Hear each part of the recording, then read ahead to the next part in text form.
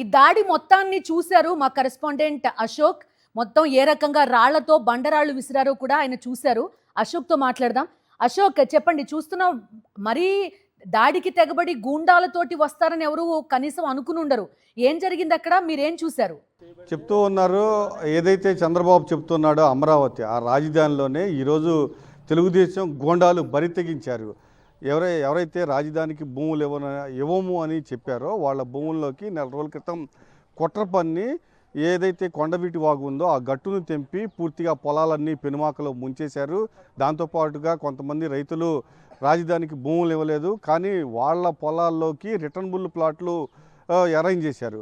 అయితే వాళ్ళంతా రైతులు మీరంతా మాకు అండగా ఉండాలంటూ వైఎస్ఆర్ కాంగ్రెస్ పార్టీని కోరటంతో ఈరోజు వైఎస్ఆర్ కాంగ్రెస్ పార్టీ సిఆర్డిఏ రైతు పరిరక్షణ కమిటీ వాళ్ళ పెనుమాకలో రైతుల బాధలు వినడానికి ఏదైతే కొండవీటి వాగు గట్టు తెంపేసి పొలాలు మునిగిపోయినాయో ఆ ప్రాంతాన్ని పరిశీలించడానికి వెళ్తూ ఉంది. ఇదే నేపథ్యంలో తెలుగుదేశం గోండాలు ఉదయం నుంచి ఒక ప్లాన్డ్గా రెడీ అయ్యారు. అలానే ఉండవల్లిలో ఒక పాయింట్, పెనుమాకలో ఇంకొక పాయింట్లో దాదాపు భారీ స్థాయిలో గోండాలు ఒక్కచోటగా గ్యాదర్ అయ్యారు. ఈ విషయం పోలీసులకు కూడా తెలుసు.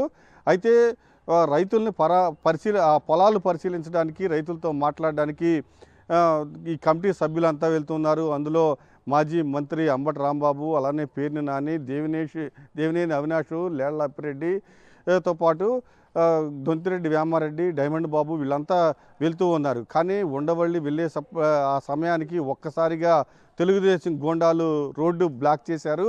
పోలీసులు అక్కడే ఉన్నా వాళ్ళని ఏమీ అనలేని పరిస్థితి. ఒక్కసారిగా వీళ్ళు వైఎస్ఆర్ కాంగ్రెస్ పార్టీ నాయకులు వెళ్తున్న కార్లపై దాడి చేశారు, పెద్ద పెద్ద రాళ్లు వేశారు, పూర్తిగా ఆ కార్లను ధ్వంసం చేసే పరిస్థితి నెలకొంది. అయితే అటువైపు నుంచి ఈ సంఘటన జరుగుతూ ఉండగానే మళ్ళీ పెనుమాక నుంచి భారీ స్థాయిలో తెలుగుదేశం నాయకులు కూడా వచ్చారు. ఉదయం నుంచి ఖచ్చితంగా వైఎస్ఆర్ కాంగ్రెస్ పార్టీ నాయకులపైన దాడి చేస్తారు అన్న సమాచారము పోలీసులకు కూడా ఉంది. కానీ పోలీసుల దగ్గరుండి దాడి చేయించిన పరిస్థితి చాలా స్పష్టంగా అర్థమవుతుంది. ఈ దాడిలో తెలుగుదేశం గూండాలు చేసిన దాడిలో ఒక కానిస్టేబుల్ కూడా తీవ్రంగా గాయాలైనవి. అతను కూడా మణిపాల్ హాస్పిటల్కి తీసుకువెళ్లారు.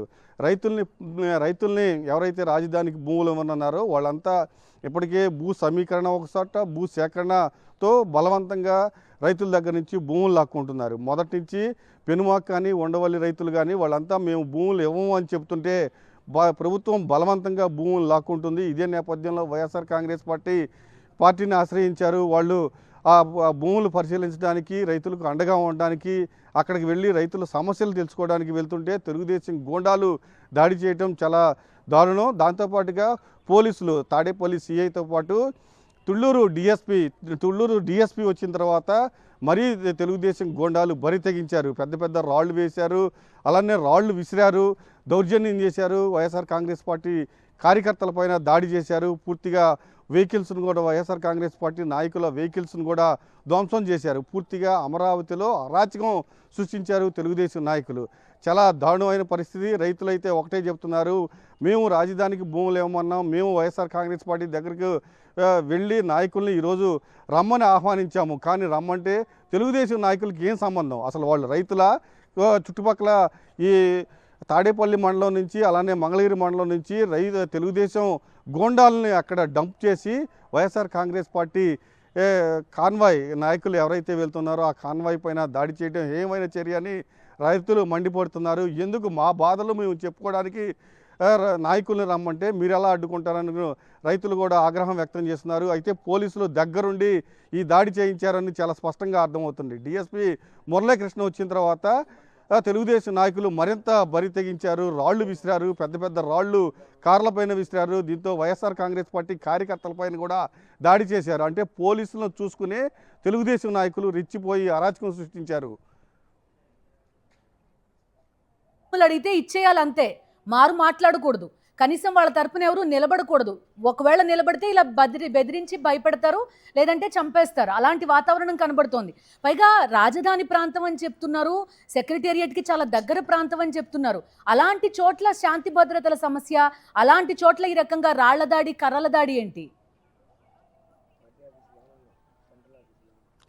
రాజధానికి ప్రభుత్వం భూమి అడిగితే ఖచ్చితంగా భూమి ఇచ్చేసేయాలి, లేకపోతే ఇక్కడ ఉండటానికి వీలు లేదు అనే విధంగా ఇక్కడ పాలన జరుగుతోంది. చాలామంది రైతులు ఏదైతే చంద్రబాబు ప్రభుత్వం ఉందో అప్పుడు న్యాయ పోరాటం చేశారు. మళ్ళీ ఇప్పుడు చంద్రబాబు అధికారంలోకి రాగానే రైతులు ఎవరైతే భూములు ఇవ్వలేదో వాళ్ళ దగ్గర నుంచి బలవంతంగా భూములు తీసుకోవడానికి ప్రయత్నం చేస్తున్నారు. సిఆర్డీఏ అధికారుల్ని బెదిరిస్తూ ఉన్నారు. ఖచ్చితంగా మీరు భూమి ఇవ్వకపోతే భూసేకరణ నోటిఫికేషన్ ఆల్రెడీ ఇచ్చేసాము, మీ అకౌంట్లో డబ్బులు పడిపోతే మీకు భూమికి సంబంధమే లేదు, మీరు ఏ కోర్టుకి వెళ్ళినా ఈ ప్రభుత్వాన్ని ఎదిరించి ఏం చేయలేరని కూడా సిఆర్డీఏ డిప్యూటీ కలెక్టర్లే బెదిరిస్తున్నారు. ఇదే నేపథ్యంలో రైతులంతా సంఘటిగా న్యాయ పోరాటం చేస్తున్నారు. మరొక వైపు వైఎస్ఆర్ కాంగ్రెస్ పార్టీ నాయకుల్ని ఆహ్వానించారు. ప్రభుత్వం దౌర్జన్యం చేస్తుంది, బలవంతంగా భూ సమీకరణ భూ సేకరణ పేరుతో తరతరాల నుంచి వస్తున్న భూములు లాక్కుంటున్నారు, మమ్మల్ని రక్షించండి అంటూ వైఎస్ఆర్ కాంగ్రెస్ పార్టీ నాయకుల్ని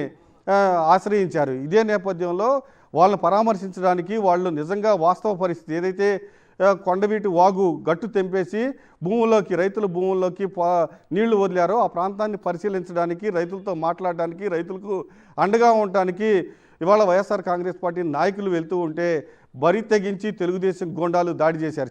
ఇదంతా ఒక ప్లాన్ ప్రకారం ఉంది. ఎందుకంటే 2 రోజుల క్రితమే వైఎస్ఆర్ కాంగ్రెస్ పార్టీ ఒక షెడ్యూల్ ఏర్పాటు చేసింది, షెడ్యూల్ విడుదల చేసింది. సిఆర్డీఏ రైతు పరిరక్షణ సమితి ఈరోజు పెనుమాక వెళ్తూ ఉంది. అక్కడ రైతులతో మాట్లాడతారు, రైతులతో సమావేశం అవుతారని షెడ్యూల్ ఇచ్చింది. కానీ తెలుగుదేశం నాయకులు 2 పాయింట్లలో భారీ స్థాయిలో గోండాల్ని అక్కడికి మోహరించారు. ఇది పోలీసులకు తెలుసు.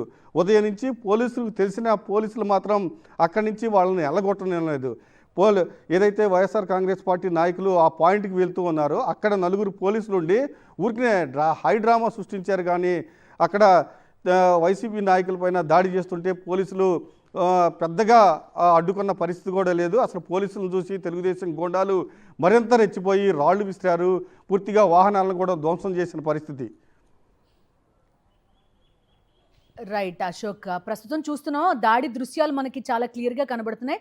అశోక్, మీరు అక్కడే ఉన్నారు కదా, ఈ ఈవెంట్ ఈ ప్రోగ్రామ్ కవర్ చేయడానికి అక్కడికి వెళ్ళారు. చాలా మంది అతను గూండాలానే కనబడుతున్నాడు. ఒక వ్యక్తి అయితే గళ్ళ చొక్కా వేసుకుని అక్కడికి రావడం అదంతా కూడా పోలీసులు అతన్ని ఐడెంటిఫై చేసినట్టుగా కూడా కనిపిస్తోంది. ఈ నియోజకవర్గ పరిశీలకుడు అని ఒక నాయకుడు ఉన్నాడు. ఆయన తరచూ ఫోన్లో మాట్లాడుతున్నాడు.